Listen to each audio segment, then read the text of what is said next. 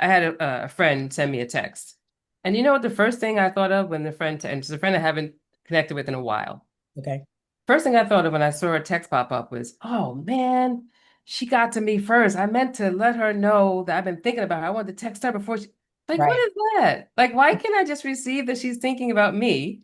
Yes. But automatically I go back to this responsibility. Like, I gotta let her know I was thinking about her too. Right. And I've talked about this, the Yeah, achieving, the overachieving, the yeah, yeah. to feel worthy. They feel worthy. Sisters, hey, little girl, are you looking for hope in the world that has lied to you about who you really are? Wrong woman, holding in story she needs to tell what God really wants you to do in this world. Welcome back to Staci Speaks Hope. We have another amazing guest to share her journey. In the workplace, we have felt othered, and it has made us feel the pains, the emotions of little girls while we were in roles like our guest as a chief HR manager, officer of an organization, a huge public organization. And so we get to hear Kim-Monique Johnson's story today of how she's navigated that. She's going to share with us about how her podcast, Ancestors and Aunties, speaks to Black women and the people that have spoken into her life on her healing journey. Thank you so much for being here today, Kim-Monique. Thank Thank you, Stacy. Thank you. Wonderful, warm welcome. Yes. Thank you. you. Hmm. Well, my favorite opening question. Yes. Tell us what you know, what you remember about your little girl. Oh, wow. My goodness. How much time do we have? We're gonna let it flow. We'll let it flow. Oh, my goodness. I think the first thing that comes to mind is my little girl somehow knowing the power and the beauty and the liberation that comes along with journaling. Mm. I got my first journal from my mother when I was 11 years old, and it wasn't called a journal. It was Diary, right? yeah, it's called a diary back then. Exactly, a diary. And what she gave me wasn't even an actual like genuine diary. It was a phone company ledger that she just never used. And somehow she knew, the little girl in me knew that I needed a place, a safe space, a private place to release my feelings, my thoughts. And so that's what I remember. That's one of the many memories I have as a little girl, knowing where to put my thoughts and emotions That's in my beautiful. diary. Wow. I know I had one that had a little key on it and tried to lock it up. Yeah. Yeah. Yes. And if you remember, what do you think it was that your mother saw in you that let her know you needed that? What was your little girl experiencing Hmm. inside, the outside, everything? Yeah. I'm not sure. I just know that there was a time when she just said, here, you know? Maybe it was because I was particularly inquisitive. Maybe it's because my grandmother, who had the blessing to grow up next door to my grandparents, Oh, nice. they were very instrumental in my life. And my grandmother would say to me, "Baby, you have something to say." She would tell that to me. Now, I don't remember if she told me that as early as 11, Hmm. but I do remember hearing that, in my little girl, other aspects of my little girl life. And my grandmother knew that I had something to say. I didn't know what she meant. I didn't know what that would be. Yeah. But because my mother and my grandmother were so close, maybe that's what inspired my mother to give me the ledger to write down what I would eventually have to say. And it's so amazing. Just think that what the term is of a ledger, that's like to capture really Yeah, important information, right? The ledger was used by the phone company for that's right. tracking bills and payments You're right. and look the ledger of your life. That would be actually a good rebrand. Oh, Hey, I'm yes. giving you a product for aunties and ancestors. Yes. And you're right, right? Think about that. My mother worked for the phone company, communications. And she gave me a ledger because my grandmother told me I had something to say, I had something to communicate. Were you a verbally communicating things with the family, or were you on the quieter side? So I think it goes back to me being the oldest of three. Okay. And I tease my younger brother and sister. My sister is only 2 years younger than me. My brother is 8 years younger, but I always tell them that I helped raise them. My sister was like, "You're only 2 years." I'm like, "No," but I had the role of being the responsible one. Mm, There were things that went on in the family. Mom and dad, had a tough time. Dad left. There was a divorce, and so there were times when mom didn't feel good to show up, as mom that day or many days. Moods and just things that a young Black woman going through raising three kids on her own. So mhm. I think the things that I was saying oftentimes was a role of, mother, right? Yes. Making sure my brother put away his clothes, making sure my sister, like, got ready for the dinner that I was making that night, which was probably just pancakes or a grilled cheese sandwich. But I was, I Dinner. was, I was told that I was the one that telling them, I was told that I was often telling them what to do. Ah, Yeah. so your voice became that one of a maternal or a Yeah. responsible. So again, Yeah. I was the responsible one. When people say that line, Yeah. that became part of your identity It did. Absolutely. by need, Yeah. by Yeah. birth order, Mm-hmm. that you also were caring for your mother.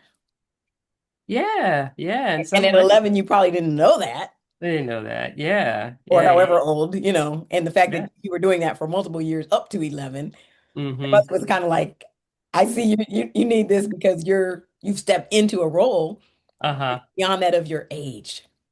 Maybe. It's so powerful, right? Maybe. And So your but mother had great also, wisdom. The ancestors and your ancestors were your mother and your yeah. grandmother who, Yeah. because you Mm-hmm. were talking about things that were not kid things. Mm-hmm. When did you Yeah. get to say the little girl things if you were saying, put your clothes away, eat your dinner? Yeah. Yeah. Woo, But it's funny, I don't often I still have all my journals, right? I'm that's 57 amazing. now. I know. And I actually 1980 was the journal. I'm looking at it right now, the little ledger. And so every now and then, not often, because it takes me way back to a place in a space. I don't know who could do that regularly.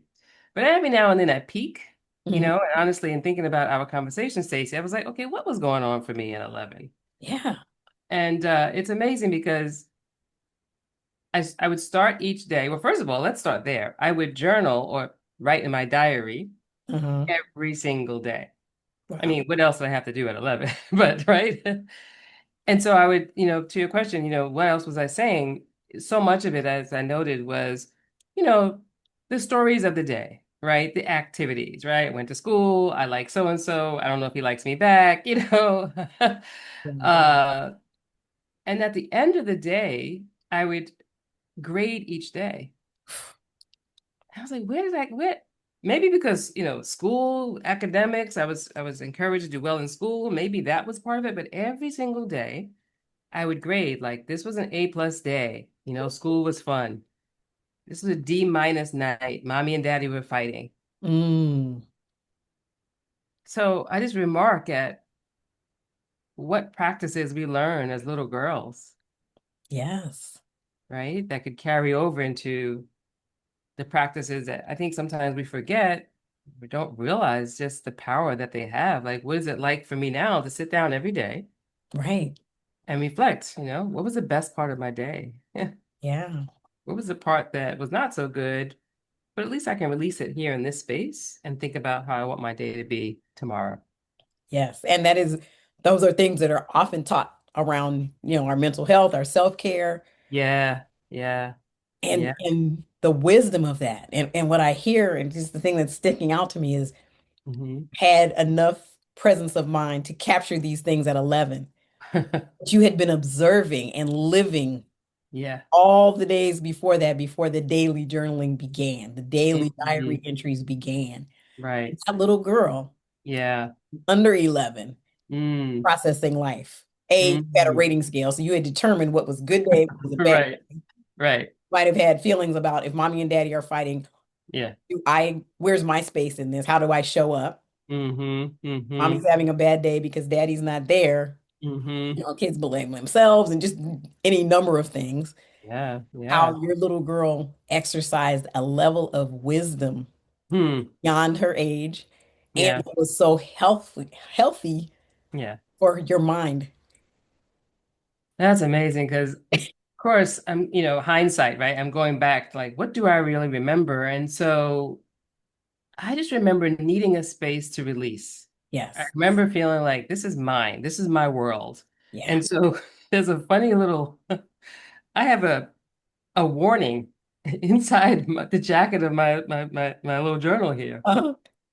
and it was me like declaring, like, don't even peek in here. And if you peek in here, I'm going to be mad at you forever. Like, so, and I kind of remember writing that because I kind of remember You were this is going serious. to be for me. Yeah, this is for me to just get out whatever I need to get out. And Yeah. the fact that you have all your, I have a lot of mine.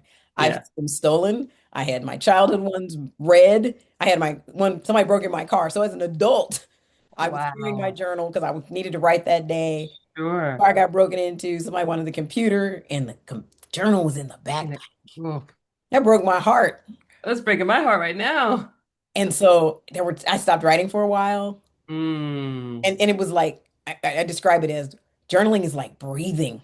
Yes. And when you don't do it, it's like holding your breath. Yes. Especially if you've learned that to be a way of expressing and a way of processing. And I've had Absolutely. episodes about somebody who was a journal coach specifically, Wow. but I see this tying in your podcast top, your title is Aunties and Oh, Ancestors, the wisdom that you bring. yeah. You carried this in you since you were a little girl. And it Mm-hmm. didn't get captured till you were 11, but there was something about the way you were seeing the world. And I even encourage women to, if that little girl, the younger, like down to single digits, is Mm-hmm. hiding, Mm-hmm. it's like a little kitten. How do you coax her to come out? Because she's got stories to tell. She That's still has right. things to tell you. Yeah, for And sure. and how do you comfort her? Yeah. Because she Yeah, had to for sure. hide Mm. to Mm-hmm. protect Mm-hmm. you. And your Yeah. mom said, okay, baby girl, you got to get this out. Mm-hmm. 11. I know at 11, people looked at me, why are you crying? I don't know. 11, well, I was Mm-hmm. a hot mess. So there's hormones and all. I was, Yeah. Yeah. Yeah. Yeah. so imagine, For I sure. didn't journal, Mm-hmm. go away in the nature and cry and pray. But I knew Mm-hmm. that release that you talked about resonated with me because yes, Yeah. you're like a powder keg of unexplained emotions at that Yes. age. Exactly. Exactly. Yeah. Yes, so many things, right? So, and then of course, as a young pubescent child, all of that, right? Like my body wasn't changing. I was a late bloomer. I didn't get my period until I was 16. Oh, wow. Yeah, so I was like, what's wrong with me? You know what I mean? Right. So, on top of what adolescents go through anyway, Yeah. we have these other layers of things that, consume us and consume our sense of worth and beauty and then you're getting all these other messages. And so all I remember, Stacy, was that it was a place for me to just be me, and Yes. to write down the things that were going on in my world, the things that I didn't feel like I could always talk about with other people. Like, my friends, they had breasts, they had periods, and I was like, well, I can't talk to them about that. Right. Right. I gotta tell my diary. Yeah, yeah. And so do you really remember like making a commitment to never miss a day, for example? How do you have any thoughts or recall about that? Hmm. I don't have a recall. When I think back, when I look at all of the journals since then, I just think it was automatic. Mm. Again, life was different, right? I wasn't, a kid with a phone on social media with many other distractions. You know what I mean? So It's part uh, of your routine, huh? it's part of my routine. It's part of my life. Exactly. Now, at some point, as I got older, college, right, I stopped journaling in the same way. Hmm. And even today, I may not journal the same way. And I'd love to explore this at one point. I've come to appreciate different forms of journaling, Yes. right? In terms of the format, in terms of the length. I do something now called audio journaling. I'll like just record my voice into my voice note as a way of, again, getting it out. Yeah. What are the other ways? Go ahead and share that.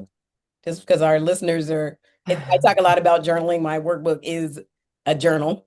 Ah, uh-huh. whole journaling section in it. So Mm-hmm. might be Yeah. helpful to somebody who gets stuck because Hmm. they think if I can't sit down and write for an hour, I can't journal, right? That's the Right. lie that really Yeah. keeps you bottled up. Yeah. So help us Yeah. out. I've fallen in love with planners over the years, right? And it's fascinating because, I've gone to the digital journals. I remember having a digital journal. I remember having it as an app on my iPad. And, I've just done so many different, but I find that as I've gotten older, I'm going back to guess what?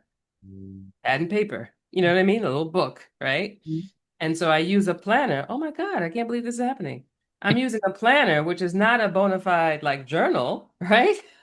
It's a, productivity instrument, right? It's like the ledger when I was 11. Got full circle. Okay. Full circle. Dang. Full circle. So yes, I use a planner that allows me to write in the space, like, okay, what went well, right? Right. What do I want to carry over into the next day? Another aspect of journaling that I use now is I've gotten really silly. Again, going back full circle. I know you're already watching the episode, and I just want to give you a quick moment to just remind you that if anything you're hearing sparks something for your little girl, some attention that she needs, some story that resonated with you from our guest today that makes you want to pursue that about your own little girl journey, I want to encourage you to order your copy of the No More Lies guided workbook and healing journal. There's prompts that help you find your little girl, find the things that made her happy, to tell the story and get you started. Go to stacyspeakshope.com and get your copy today. Now back to our conversation. And I use stickers. Oh, wow. Yeah. Yeah. And that helps me to like access other areas of my brain. It helps me to not be so concerned about the writing and you know what I mean and where things are fitting. And it just allows an artistic expression. And so I'll use little stickies, plants, for example. It's like I was in the garden today, planted, right? And took a bike ride. So there's a little sticky for the bike ride, right? And so it becomes a visual, playful way of journaling. You're letting your little girl play. Yeah, yeah, yeah, Especially if she, had less time to play being responsible. yeah, yeah, She's still yeah. in there saying, "Let me out. I want to play." I'm So playing. much. So that's so healing. Yeah, it is. It is. And again, I think the visual and the tactile way, Yes. right? Moving away from what we're so used to, what I'm so used to on a regular, right? Which is the computer and the device and electronics, to go back to putting my something in my hands. Yes. Yeah. People around me know also that I have boundaries around my markers and my pens. So I'm pretty particular around that. If someone wants to borrow, this could I'm be always shady. like that. No, no, don't be. I'm like that. Yeah. Give me my pen back. That's You know, pen. my Yeah, I have favorite certain pen. I pens. got one right now. It's like, Yes. I Yes. won't even use it. I'm like, okay, it's a special occasion. I can use That's this what, pen. I yes. don't want all the ink to run out. Exactly. I carry pens in my bag. In fact, I'll be going to a workshop in a bit. And so I carry pens in my bag that I don't mind lending out. Because you go somewhere and someone's always, oh, we got an extra pen. Now it's like, yes, this is my extra pen pile. One where the little clip is broken off. I'm like, here, you can use this one. The hotel pens. Right, right. Except I don't Extra. like the Hilton ones. I can keep those for myself too. You like yeah, yeah, yeah. The gel ink, we'll keep those. So, Yeah. but clearly, writing and journaling and the instruments that I use Mm. um, have been really healing for me. Well, I love that you've added that, the playful aspect of stickers, and then Hmm. they are artistic, using that other side of your brain, especially Hmm. in a job all day, in a workplace all day. Yeah. You have to be so serious, and you're the representative and you're still in human resources. Not anymore. No, I call myself a recovering HR professional. Love it. Love it. As I've shared with you, my family's background is in HR, and Yes. there's a lot of Yes. recovery needed to A carrying the lot of weight of other people's problems, because that's all you want to hear exactly. about. Exactly. Yes, you hear that, and you're in these systems that aren't designed for us to be human, even though it's human resources. I mean, that's how it started, right? With Joke, us right? being a resource. Yeah. as human beings, dating back to enslavement of our people. So yeah, it's taken me some time to really rid myself of some of the heaviness of doing that work, even as I appreciate the importance of the work, right? So I'm never going to downplay that role. Shout out to your family members who are doing it. Yeah. They're out of both are out of it now. So, Oh, okay. but my dad's retired, and my sister she's the CEO now, but she had to Oh. use that as her foundation to Mm-hmm. how to Mm-hmm. and it, with better insight how to run a company when you know the darker side of things, right? Exactly. Things Yeah. managers try to get away with against employees that really is not beneficial. Mm-hmm. Mm-hmm. For Yes. sure. For sure. So Mm-hmm. it sounds like you're in touch with the healing journey. Your Yes. girl had wisdom, but the healing journey now, do you find that, especially since you now added stickers as you're journaling, does that take you back to healing some parts of your little girl as you're in this recovery healing now? I think the best way to answer that is that it helps me stay clear on where I want to go. Hmm. Right. So again, I'm using a plan, and I still have my other types of journals, and I still jot things down. I still do auto recordings, like I mentioned. And yet with my planner and with my stickers, right, it helps me visualize on a regular basis where I want to go, right? How I can really fly my life and liberate myself towards the type of work that I meant to do and serving the people I meant to serve. Yes. Yeah. Yeah. Yeah. So apart from like a vision board that's done sort of once a year or twice a year, I Hmm. like to try and remind myself of my vision throughout my week, my day, etc. Did Yeah. your little girl have a vision? Gee, I'm sure she did. Well, yeah, no, she did. So this is a funny story. So I remember elementary school. Um, I knew that I wanted to be at the time a psychologist, right? Because I knew that I liked helping people. Hmm. And the way that I knew this was that I had a little friend, her name was Jennifer, who was getting picked on because she didn't have the cool, trendy sneakers like everyone else had. She had, right? And so I just remember telling her the same thing my mother would tell me, like, do you like them? Yes, she said. Well, then doesn't matter if the other people don't like them as long as you like them. Yeah. And I just remember like, just giving her that sassy attitude of like, you gotta love yourself and don't worry about other people think about you type of attitude. Hmm. And I remember saying, yeah, I want to do this. I want to be a psychologist because that's what I thought psychologists did, help people love Yeah. themselves. Well, that's good. So, So it turns out I didn't do psychology. Well, I did psychology in undergrad, but I did social work in graduate school. And so now I'm a coach, helping people, serving people with coaching. and tell us more. My little dog. Hold on. Hello, little doggy. Hey, hey.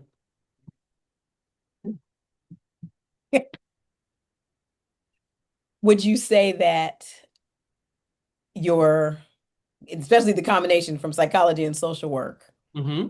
how has that, how do you apply that? How has that helped you in your journey Mm-hmm. on, healing and development? Again, back to, Yeah, yeah. Well, I guess so. My little girl thought all along that I had two loves. I had the love of writing, and I thought I was going to be a journalist at some point. I thought about journalism, and then psychology won out because I was like, oh, I want to help people feel good about themselves.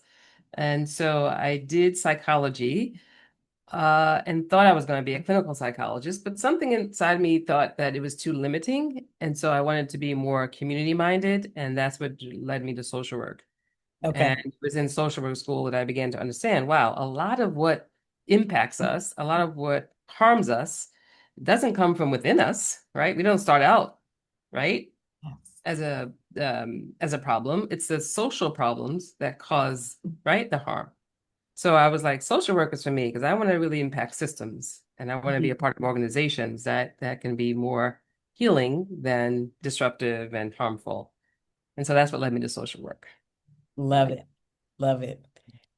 So in your audience now, who is it that you talk to today? Mm-hmm. Mm-hmm. Aunties and Ancestors is your podcast. Mm-hmm. Who's your audience that you and how do you want to serve them? Sure. So I became a coach because throughout my career, after my social work education and after doing work in diversity, equity, inclusion, and after going into human resources and leading in that way, I found myself in many instances, Stacey, the only Black woman or the only person of color, the only queer person. And I felt like that marginalization and Mhm. that isolation. Uh, was not my version of how I wanted to be, right? It didn't feel good, right? At the Mhm. same time, I felt like I was representing the race, right? In these spaces where there weren't many women that looked like us. Right. And of course, layer on top of it the microaggressions, right? Right? Like, oh, I literally had a white woman tell me, "Oh, you're black and you're gay. Well, we've got 2 for 1 for our diversity." I was like, and she's saying this to my face, you know? Not even understanding how offensive that is. And that's, Correct. I hate that they're called micro because they're not micro. Aggression is aggression and it does not get Yes. a prefix to make it sound less. Yeah, It's I really like that. wrong. Mic drop. Mic drop. You're absolutely right. Absolutely right. So all of that, right, and all the pressure, and it wasn't until I had a Black woman coach say to me when I was struggling, I was really struggling in my role. I was struggling on the inside. On the outside, people thought I was fine, but I was struggling on the inside. And it was this Black woman coach who said, "Well, what do you need, and what do you want?"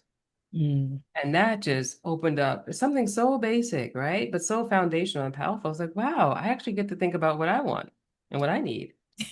And what I want is not this. I don't want this role. I don't want this responsibility. I don't want this pressure. Right. And so I became a coach so that I can hold a space for other Black women in similar leadership roles, right? Who are trying to figure out what do they really want, Yeah. you know? And add one more piece to it, Stacy, particularly for women who are immigrant, have an immigrant background, or have been acculturized to believe that their sacrifice is tied to their worth, right? Ooh, ooh, ooh. Yeah, like Get the more chills. I can, Yeah. yeah, No, yeah. that really landed. And Hmm. and it's funny that you say immigrant because Hmm. Black women think that anyway too. Yeah, and yes.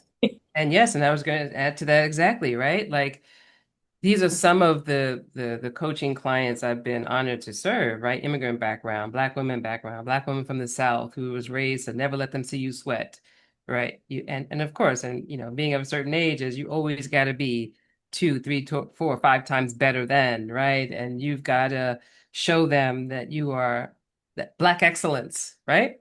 Yes. And with that comes a heavy, heavy cost, right? And weight and burden. Yes. Yeah. Because Yeah. while you're carrying the house and not sweating, how do Right. you take care of yourself? That's right. That's right. Do you That's right. even know you need to take care of yourself? Back to your question. Her question to you, what do you need That's right. and what do you want? Both very big questions that are often very, very difficult to answer Very difficult to answer. because of Yeah. our perception of worth, Yes. um, attainability. Yes. Yes. I want this. And if Yeah. am I going to even get it? Right. Right. Am I allowed to want this? Right. Should I? The whole should question. Yes.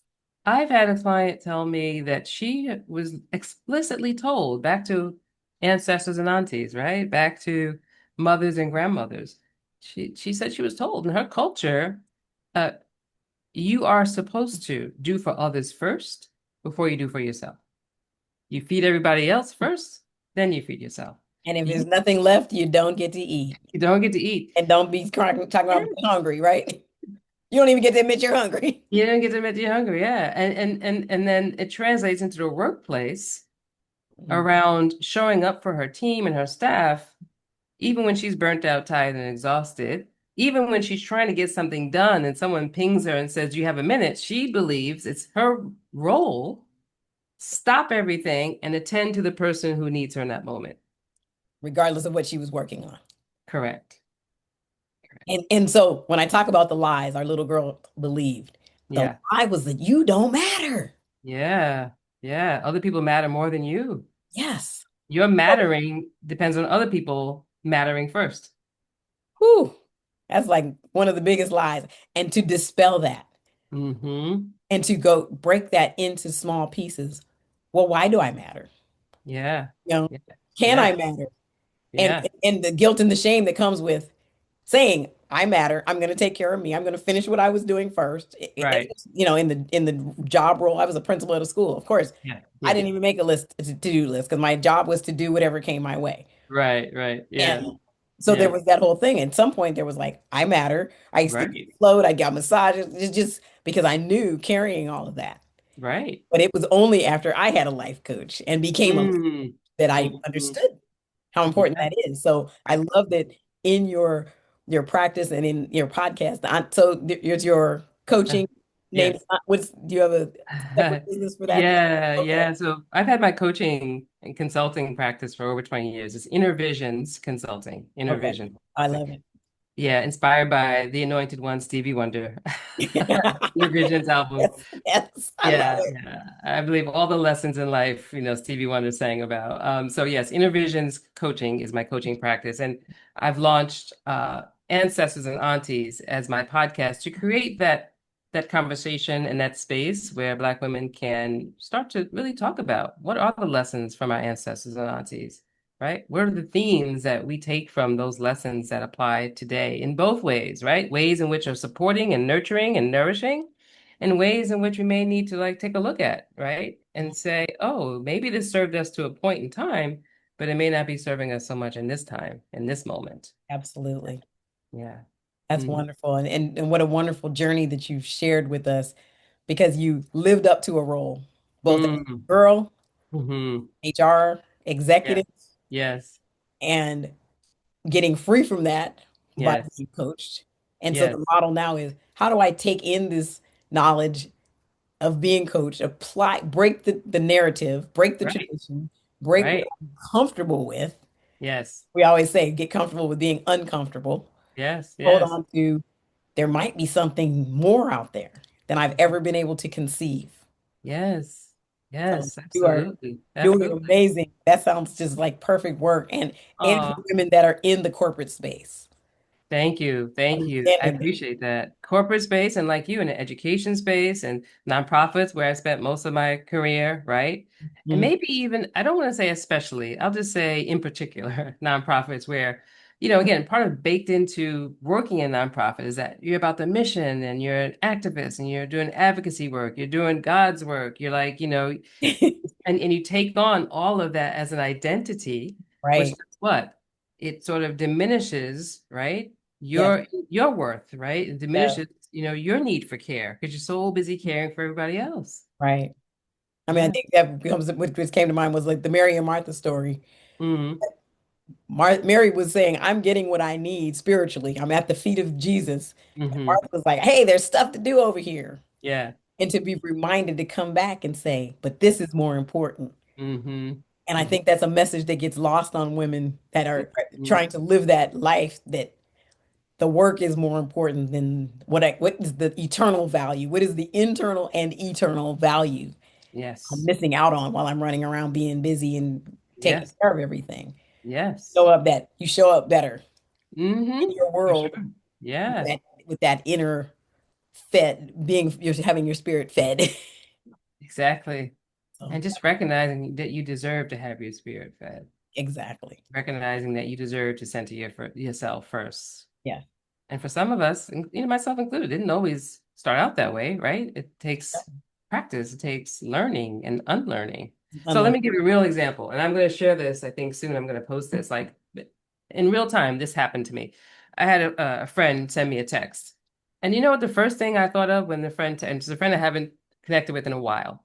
Okay.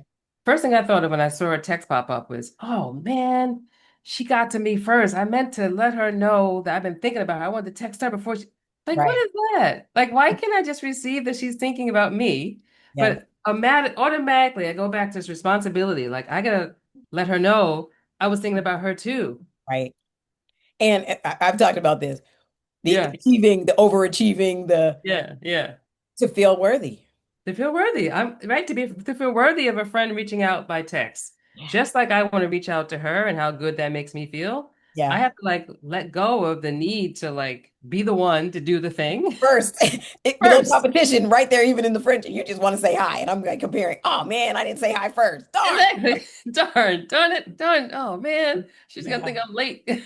Right. And you Yeah, gave her so a sad. point. You gave her a point and took one away from yourself. How about that? And that conditioning, the lies we need to break down. Truth Yes. is, my friend loved me enough to reach out, and she was just thinking about me. What a blessing. Yes. What a The blessing is blessing. we get to talk. The blessing is Yes. we get to connect. Isn't that something? That Isn't is, that something? and how subtle those That's things right. are baked into our thinking, our Yes. belief system, our just functioning, interrupting the friendship. The moment of the friendship was just connecting. Connecting. Yeah. And I took it to a whole other place. Yeah. Yeah. Yeah. But again, like you are so beautifully helping us think about Stacy, it's with the little girl in me, the little girl, the responsible one, right? The one who does the thing for others first. Right. Yeah, that's I was part of the the pattern. that healing, right? That Yeah. little girl also said, if I don't do it, it won't get done. Mm-hmm. Mm-hmm. And so Yeah. she just even reaching out to you first disrupted that. Oh, I didn't do it first. I'm bad. I'm wrong. I'm Yeah, I I'm should have. slacking here. You know? Right. Yes, I'm slacking. Oh man. That's You so know? penetrating. Yeah. Yeah. Well, I Yeah. love that I love seeing and hearing about your healing journey and that you offer to the women that are called to your Uh, practice and to be Thank served by you. you. Thank you so much. Thank you. What a special treat to share this conversation with you and to be so aligned in our purpose, right? Of Yeah. serving in that way. And I Yeah. think that's the beauty of that. Again, there doesn't have to be competition. Mm-hmm. Mm-mm. It goes together, it weaves together Yes. Abundance. abundance and that makes it expansive, right? The individual fingers, but look, now it's thicker and stronger, Yes.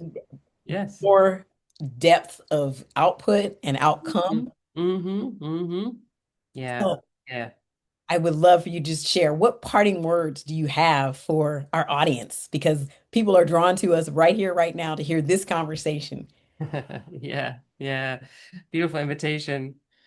What's coming to my spirit now is I'm drawn to ask folks who are listening to take a moment and just really just settle into what we shared with a few deep breaths. That's another aspect, right? We hear things and we're like, oh, yeah, yeah, yeah, yeah. And then we're on to the next. But really, the invitation is really just slow down and just take a few deep breaths and just like notice where what we talked about lands in your body, you know? Yes. Where does it land, right? And then to give yourself the space to pay attention to what you notice, Right. right? Like if something starts to feel like in the belly, like ooh, like maybe put your hand there and love on that and just notice, right? And just that's really it, Stacey, right? How can we just be present with ourselves? Less about what I had to say and my story, but what does it mean for you, dear listener? To just slow down, take a breath, and just like, what's coming up for me in my life right now? I love that. Yeah. Thank you for sharing that. As we talked about, just taking in, learning how to do podcasting and all the things. Yes. We're not teenagers. We're not in Right. our 20s. That's right. And it's a huge thing to learn new things, to see life through new lenses. Yes. So the appreciation of, yes, journaling and all the different types of journaling that Kim Monique has talked about, Mm, being able to speak from a place that we didn't even know was there. mm. Most of all, to be able to answer the question, what do you want? What do And you what do want? you need What do comes you? from slowing down, being Mm-hmm. still, taking Yes. a breath, Yeah. listening, Yes. what comes up. Mm-hmm. Body knows. In illness, there's a book, The Body Keeps Score, right? That's When you right. suppress those negative emotions. In Yes. my case, I lost my kidneys failed. I had high blood pressure at 17 Wow. because the body was keeping score of Mm-hmm. all unresolved feelings, being the only Black child in elementary school, like you talked Mm-hmm. about. Yes. Experience of, hey, Mm-hmm. do I fit in? What's wrong with me? Mm-hmm. Nothing's wrong with me. The Mm-hmm. people around me just didn't know what to do with me because it's like, I haven't Mm-hmm. seen Mm-hmm. anybody like me before. Right. Yeah. I've been told things about people who look like me that was Right. not positive. Mm-hmm. But internally, Yeah. my Yeah. body kept score because I was in fight or flight Of course. Mm. constantly. High Mm. cortisol level is not good for you if you're Yeah. not working out and trying to lose weight. Yeah. So No, that's so that's such powerful. good insight and practice. Take a Mm-hmm. breath. Mm-hmm. Yeah.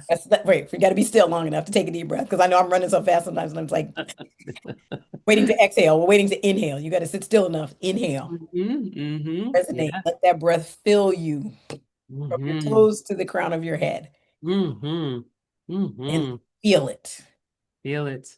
Because your Yes, body will tell you what it needs, what you need indeed. from the little girl, from your inner soul, from your spirit. Yes. Yes. Yes. Valuable. Wonderful. Yes. And thank you. Thank you for the offering. Thank you for inviting me to join you in this beautiful offering. Thank you for what you're putting out in the world and how you're doing it, right? You're doing it with openness and kindness and community. I really appreciate all that you're sharing with us. Thank you. It was so good that we got to meet in person. Yes, exactly. You got a chance to give it a real hug. Yes, yes. So welcoming. Thank you so much. You're welcome. Mm-hmm. Mm-hmm. You're not here by mistake. Indeed. Opportunity is for you to take that Mm. pause, to begin that journey, to ask yourself those questions, whether Yes. it's going to find your little girl or if you're in those work kind of spaces Yeah. that Kim-Monique and Inner Visions coaching can tap into, Mm. help you go back to work the next day. I Yes. almost quit my job when I was a school leader because I just can't go back. I just can't do this again. Yeah. School year. So that's how I started having a life coach.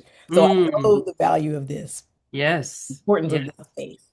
So for Yes. my listeners, if any of this resonates with you, Mm-hmm. I'll make sure Kim Monique's contact information is available in the description. Mm-hmm. You were not here by accident. Have a blessed rest of your day. Share Yes. this, subscribe, click the like button, and until we see you again, be Indeed. blessed. Be blessed. Thank you. Thank you. Thank you for watching Staci Speaks Hope. Don't forget to subscribe, like, and share. To schedule a free coaching call, the link is in the description. Grown woman holding in story she needs to tell what God really wants you to do in this world. In his name, hope to break free from the shackles and the lies that have become your truth and put blinders on your eyes. You built walls around your heart. You have plugged up your ears. Get freedom to hope's what you need.